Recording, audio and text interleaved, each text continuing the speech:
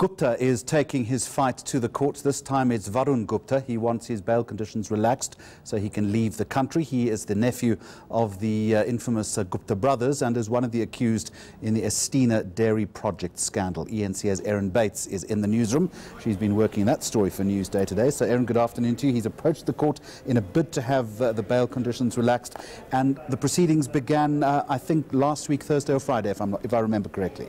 Yes, last week Thursday, and the proceedings are ongoing. The state is opposing this application for a relaxation of those bail conditions, specifically around travelling abroad. They say he should have applied 6 weeks prior to his desired departure date, but he's only done so just a few days before he wants to leave South Africa, travel to India and go to a temple in New Delhi in order to do some religious ceremonies there. He is a former director of Oak Bay Investments, which is the company at the heart of this Gupta scandal. What more do we know about him?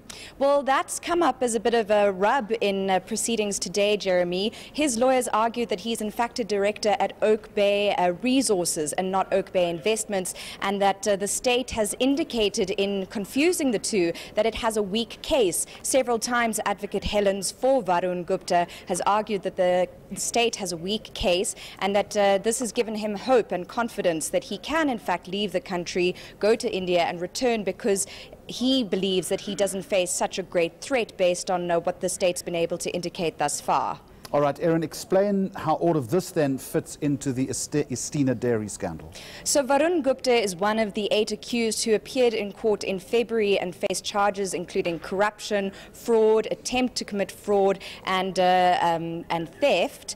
He was released on bail of 200,000 rand. He was also given conditions including handing over his passport and reporting to a police station twice daily. And the investigation from the state is ongoing. What is worrying about proceedings in this matter over his bail conditions is that his counsel believes the state has a weak case. The state today has argued that it has information from the Bank of Baroda's dealings that indicate the opposite, but it's certainly on his counsel's version looking bad as far as the NPA is concerned when it comes to the broader question of its prosecutions over Estina.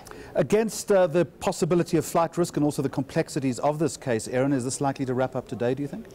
We hope so. It has been going for almost 3 days now, and from what I understand from our camera person and colleague in the Free State attending proceedings in the Bloemfontein Regional Court, it doesn't seem as though the judge is particularly opposed to the idea, provided they can get the assurances from the Indian authorities that they can get the accused back into the country and that he complies with all the necessary sort of stipulations that the judge may hand down. All right.